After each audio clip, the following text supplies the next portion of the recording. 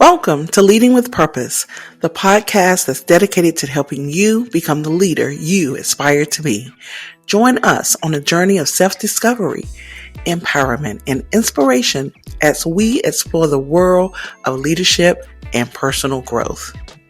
In each episode, we will explore the art and science of effective leadership, bringing you insights, stories, and strategies from experts and thought leaders across various industries.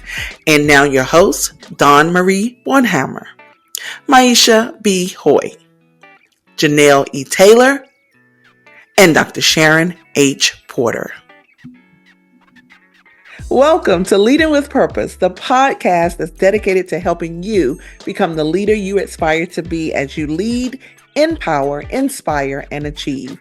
I am Dr. Sharon H. Porter, Editor-in-Chief of Vision and Purpose Lifestyle Magazine. Welcome. My name is Janelle Taylor, CEO of the Jatoa Corporation, and we are passionate about optimizing people, performance, and products. Hi, I am Maisha Hoy, CEO of BSHG, which manages Customer First Marketing, QBOT, and Maisha's Lemonade Stand. Hi, everyone. My name is Dawn Bornhammer. I'm the founder and impact leader for Mission Inspired Consulting. Excited to be here. And we are truly excited to welcome our guest for this episode, Ms. Shelita Winfield Duke. She is the visionary founder and owner of She Win Unlimited, which is a leading personal development life coaching company. With unwavering faith and a passion for equipping Christian professional women over the age of 45, she is dedicated to helping them triumph in every facet of their lives. She Win Unlimited is the vehicle through which Shelita empowers women to unlock their potential, cultivate unwavering confidence, and embrace the joy that life offers. Miss Shelita Winfield Duke, welcome to Leading with Purpose. Thank you so very much, ladies. It is a pleasure to be here on this love day. Yes, we are recording on Valentine's. And so really excited about that. And I think we're all super excited to dig in and learn more about you. And if you will, just take the time to start and just tell us a little more about your background and how you actually got started in the personal development life coaching. Sure. Dr. Porter, as you said, I am Shelita Winfield Duke. I am owner and CEO of She Win Unlimited, which is, like you said, a personal development life coaching program. I've been running this business for about 7 years now. And to answer the question of how I got into it, I had some setbacks, some disappointments in my life, and decided that they were not going to define me despite how I was feeling about them. And I realized that there were a lot of women that I was in contact with, that I was friends with, that I was connected to, that were feeling the same way. They were feeling a little downtrodden. They were stuck in the past. They were feeling like they did not deserve more than what they had at that moment. And in feeling that way, it was just like, okay, well, if I'm feeling that way and they're feeling that way, then obviously this might be an issue for women. And so just talking to other people, I began this ministry, is what I call it, this ministry and this business, to help other women really understand that the greatness that they're looking for is already inside of them. So powerful. And as being an entrepreneur, we need people like you to help us stay guided and help us stay focused and help us stay, I guess, ambitious and really believe in ourselves. Right. But since you and I have such a journey together, Philadelphia, Shelita and I actually attended the best schools in Philadelphia public schools, Masterman and Girls High. And I wanted to really talk about that part, the Girls High part, because one of the things that I loved and I talk about all the time when I speak is going to an all-girls school. We saw leaders at the present, every single leadership position was a girl. Do you think that has helped you in developing She Win and the women that you work with? I think foundationally it did, because I knew deep down that we could be anything that we desired to be, because we had such great examples. There were women that looked like me, there were women that didn't look like me, but none of that mattered in our foundational setting. It was just the camaraderie of a woman helping another woman, a young girl having someone to look up to, and a young girl having someone that they could talk to that was in the same trenches that they were. And so, like you say, here we are, I don't know, 40 some odd years later, and we are still connected. And I am still connected to so many other women that I went to middle and high school with. And that does not always happen. There's always talk about how catty women can be. And while we experienced some of that, that really did not make the negative impact that it could have. We understood community, we understood sisterhood, we understood friendship, and those are the things that are foundationally part of where She Win comes from. So it's three parts to She Win. It's coaching, it's community, and it's curated experiences. And that community is a group of like-minded women who support, uplift, encourage one another to really do their best work, be their best selves, and live a life of joy and abundance. So yes, to your question, absolutely. And it's a wonderful thing. Women really can get along. Yes, and it's funny, you and I will be testimony to that because I talked to another one of our Girls High alum, letting her know that we're going to share this interview with our whole group. Oh my And I God. actually think we've gotten closer as we've gotten older, right? Right. And I think you tend to find that as we get older, we start to our need for connection and our value of connection increases. So, I tell people all the time, yes, I still have my best friend from high school. And that does not always happen, but it is such a blessing because I don't have to get to know somebody all over again. Right. That's Thanks, awesome, Shelita. Shelita. Absolutely. Someone who grew up in a household with 6 sisters, my poor dad could get in the bathroom. So yes, I am an advocate and believe that women can get along because it was 6 of us in the house. So Shelita, I was encaptured by your article, Counting the Cost. This article, it reads like an inspirational monologue to me. Can you take me through your inspirational self-talk in this article and how you grew from I can't do this to making a decision that you are worth the cost of your investment and the cost of not taking that action? As I see you stand before this mirror, the cost of not taking that action, as you described, would be higher if you continue to listen to your voice of self-doubt.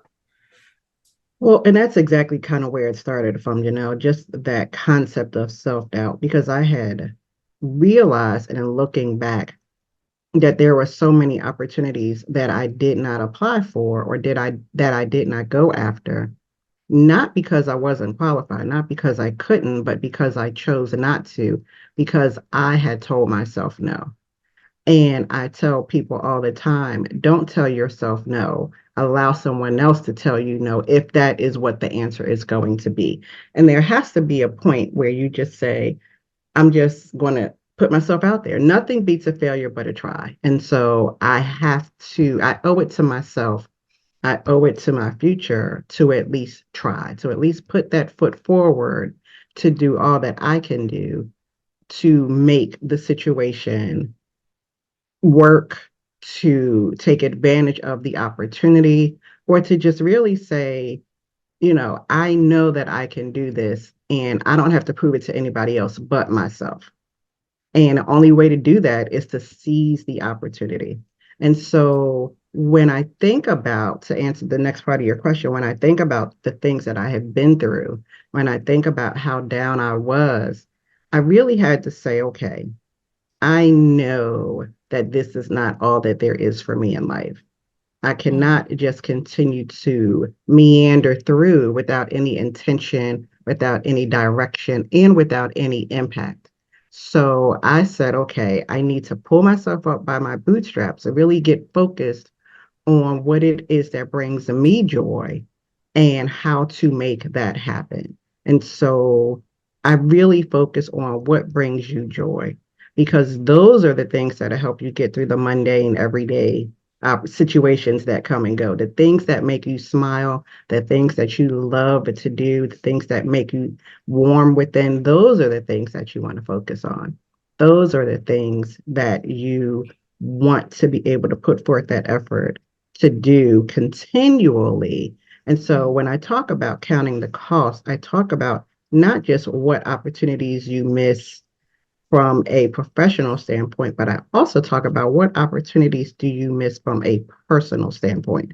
Because we've all either currently work or have worked a 9 to 5. We understand what it means to do the work, to put in the work, but we don't necessarily transfer that to ourselves. We don't necessarily put the work in to do the things that we want to do, that we love to do.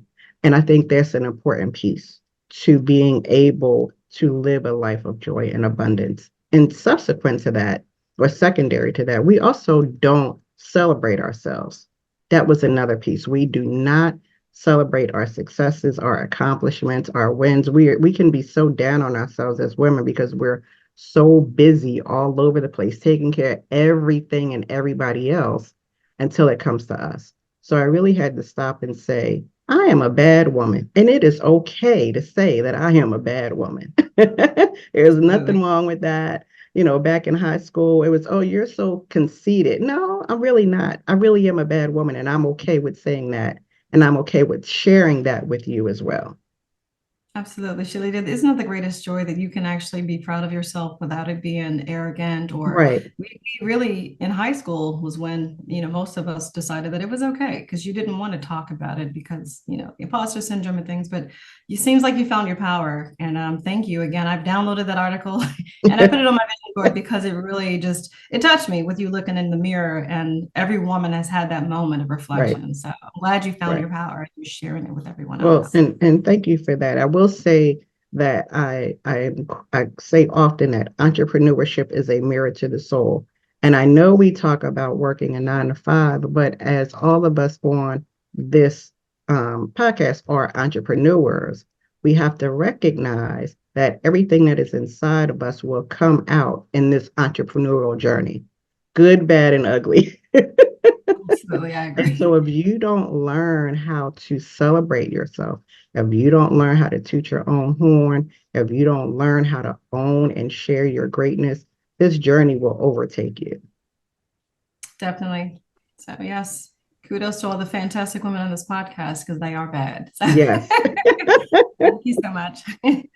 Yes. Well, clearly you're in good company here. We're very aligned, and so many of the things that you're saying, I keep thinking of the next exciting thing I want to ask you. But I was looking at your values for the business, for what you're curating and creating for women, and one of those values is forgiveness. And I know from my own personal journey that was the one of my deepest lessons, right? And Mm-hmm. so I'd just love to hear your perspective on the value and the need for all of us to find forgiveness both for others and for ourselves, especially from my perspective, the hardest one being when you don't receive an apology so much as there's just some deep forgiveness that we all need to move through. I'd just love to hear your perspective there. Absolutely not. Forgiveness keeps us stuck, keeps the person stuck. And because you're constantly replaying what happened, what was said, what should have been said, what could have been said, how things could have been different, what you could have done differently. And so it keeps the focus on the situation and it keeps you from seeing the future. And so it's hard to move forward without any forgiveness because you are constantly looking back at what happened. You are constantly looking for the other shoe to fall. You are constantly looking for those red flags that you may have missed because you don't want to miss them again. And there is a freedom in forgiveness because once you can forgive someone, you can forgive that situation, you can then let it go. You can just let it go. You can give it all to God and be done with it. I don't have to look for the red flags. I don't have to look for any shoes to drop. I don't have to look back in the past because that's exactly where it is, in the past. And unforgiveness keeps us looking at the disappointment and expecting the next disappointment. And so forgiveness is extremely important because it's a freeing of my own soul to be able to move forward and go in the direction that I'm supposed to be going. No, thank you for that. I think it's Najwa Zabian that says the mountains you are carrying, you were only supposed to climb, right? And it's Yeah, about putting that down and recognizing that you just keep moving forward. And absolutely. so I Because love this is that. And thank you for teaching and educating individuals on that, because I don't think that everyone understands how stuck they might be in right. some of those old stories or situations. Yeah, absolutely. It's hard to see when you're stuck. And my husband says it often. I've heard it often. When you're driving a car, you have your rear view mirror, which is so small that it's not supposed to be big because you're supposed to glance. You're not supposed to look. There's a difference. And so that front view mirror is so wide because you need to see everything that is in front of you, panoramic view. And so looking back is only going to cause you to crash, to hit something, to step in a pothole, or whatever the case may be. So looking back does not serve any justice to anybody. So you got to be able to forgive if you're moving forward. No, beautiful. Thank you. Hey, Shelita, one of your articles that really resonated with me was 7 life-changing reasons why you must achieve personal success. And I wanted to read the sixth one Okay. that you wrote, and it was personal success is saying yes to all of you. Self-acceptance is at the core of personal success. You see all of you, your weaknesses, your strengths, your weird habits, and achievements. You are the total package, not the one you struggle for others to see. And personal success says that you are aware of yourself and accept yourself. No guilt, no shame, just love inducted action to become a better person each day. Wouldn't you love that? And so I wanted you to really speak on all of you, right? As women, we don't always embrace all of us. Right. Right. So can you talk a little more about that? Yeah, for me, when I wrote that, it was the bad decisions. It was really about the bad decisions, the bad choices. We tend to get wrapped up in guilt and shame because of things that we've done previously, decisions that we've made, choices that we made. And so the self acceptance is all about accepting all of that, the good, bad, and the ugly. You made the choice, you made the decision. It may not have turned out the best, it didn't turn out the way you wanted it to. And that's okay, but don't stay stuck in that. And so the self acceptance is truly about accepting everything that you've done.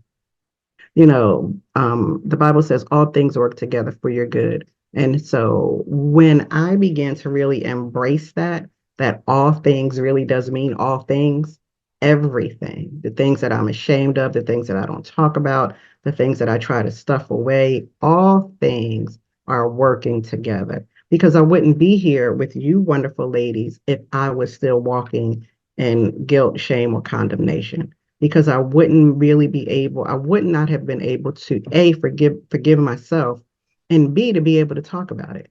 Because that's part of the overcoming when you can share those things that you are ashamed of. Not only are you setting yourself free, but you also have the potential to set somebody else free.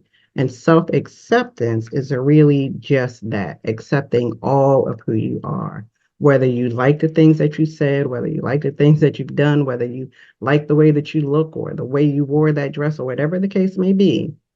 Self-acceptance says, I accept all of me, regardless of those things. Doesn't make excuses. I mean, you can't just constantly go out here and make these poor decisions. But what it does say is the decisions that I made, I will not allow myself to be held in shame or condemnation because of them. And it does not impact how great I am, and it does not impact the accomplishments that I've made. Thank you for that. Well, I feel like I am in church a little bit, which kind of leads me to my question. So I'm always on a spiritual journey. Like I've gone to the mosque, I've gone to the temple, but when I walk into Christian church, Baptist church, I feel like an imposter sometimes. Like I look at these ladies and I'm like, oh, they're so, is it their faith in God that makes them feel makes them seem so confident? So how did you choose to embrace the Christian woman as one of the people you were going to help lead up into this positivity that you project? That's a funny question. Growing up, even before middle school, my grandmother always had me in church. I was at James Memorial United Methodist Church right by Germantown High School. I went to an HBCU, which also is not a Christian school, but we had requirements where we had to go to chapel so many times. We had to bring back the programs from church. We had to have church credits in order to graduate. So God, faith, ministry has always been a part of who I am. And so as an adult, obviously I've continued in that vein. And so a lot of my connections, friends, family are church going women. And despite how good God is, there were so many women that I was in contact with that were still not living a life of joy and abundance that God promises us. And so they would come to me and they would share things with me, and I'd share things with them, and we talk and we cry and we plan and we organize and we support one another. And it was just a natural extension because that's who I am. Everything about me and the work that I do is faith-based, everything. And so it really was not a thought. It just was a natural extension of who I am. And so you're absolutely right. You will always hear me bringing up scripture, talking about God, talking about the Bible, talking about Jesus, talking to Christian women. Like that is just the foundation and the core of who I am. And it naturally is reflected in everything I do, personal and professional. Well, like I said, I like that you call your business a ministry, and listening to you, this is me getting to know a different side of you. I see why you call it a ministry. It's wonderful. Yeah. So people call it a business tree, like a business and a ministry, put the words together. But at the end of the day, it's ministry forward for me. Love it.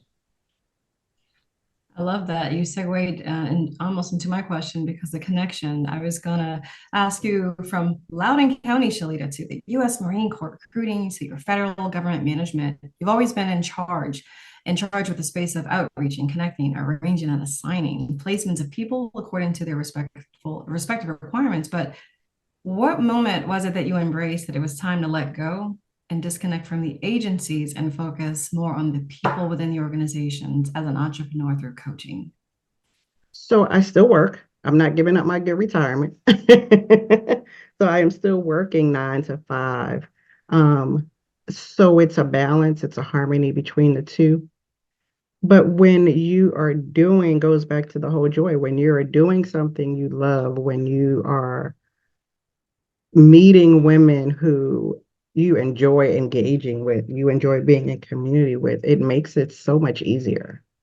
So it's very easy at this stage of my life to be like, okay, work is over. And I transfer from one computer to another.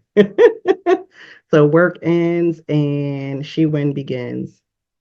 And it's just, I don't know any other way to answer your question other than it really is just a natural extension because I get so much joy out of it. I love talking to women. I love meeting women. I love engaging with women. I host an annual women's retreat, and this is coming up on year number 7.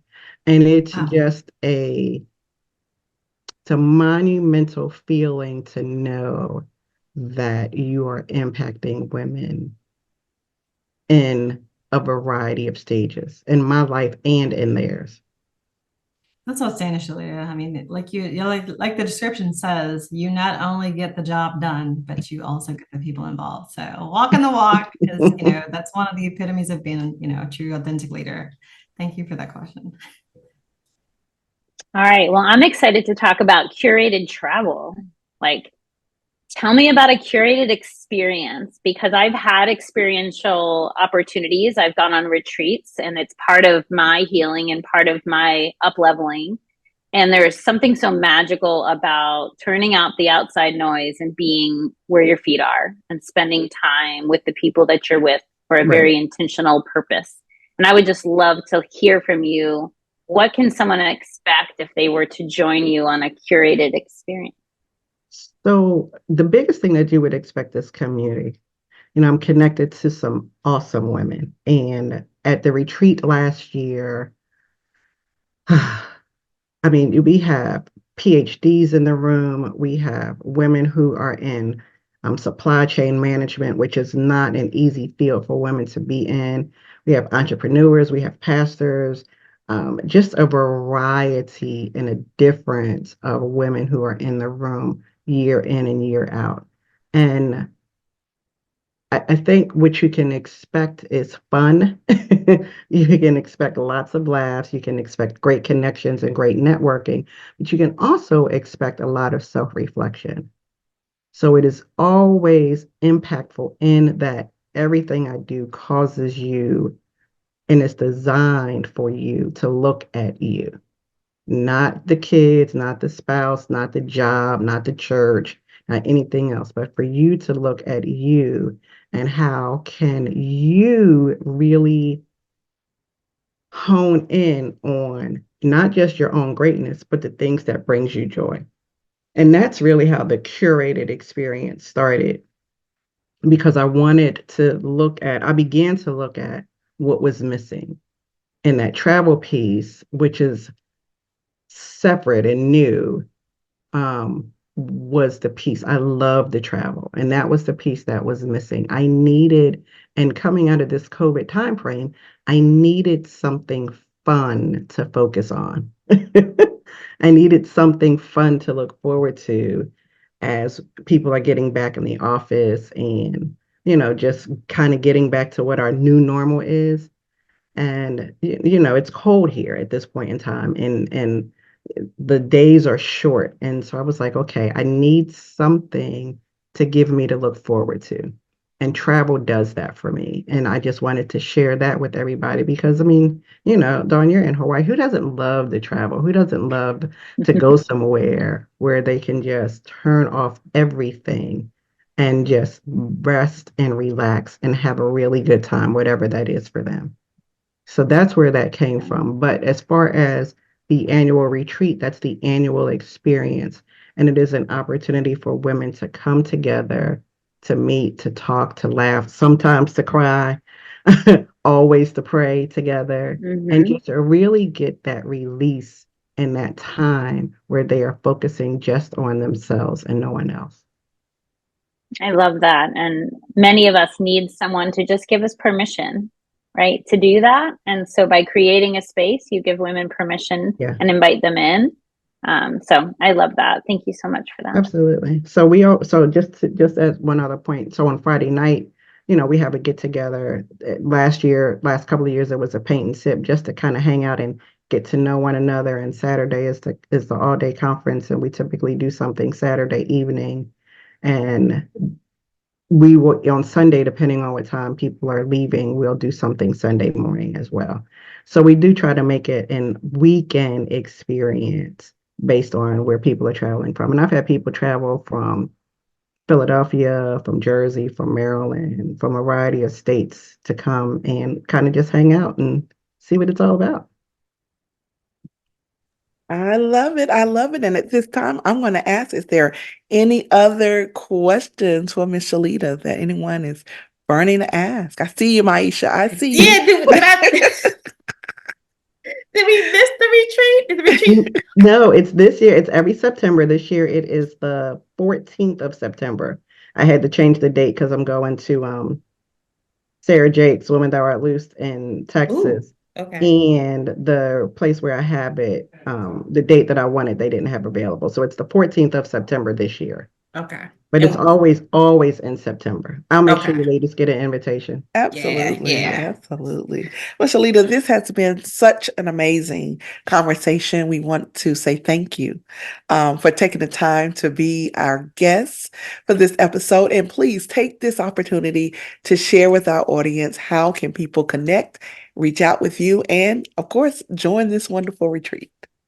So the first way I would say, well, first, let me say this. Thank you to each of you ladies for your time, for your commitment, for your passion to doing the things that you guys are doing. It is wonderful that you have taken the time and the initiative to say, I want to create a space for people to talk, for women to talk and to come together and to get to know one another and to share all of the greatness that they are doing themselves. And so each of you are doing wonderful, wonderful things individually and collectively. And I am so honored that Maisha thought of me to say, hey, can we interview you? Like, I was like, me husband, okay. So I try to get all my people on this show. I say love thank you it. to that.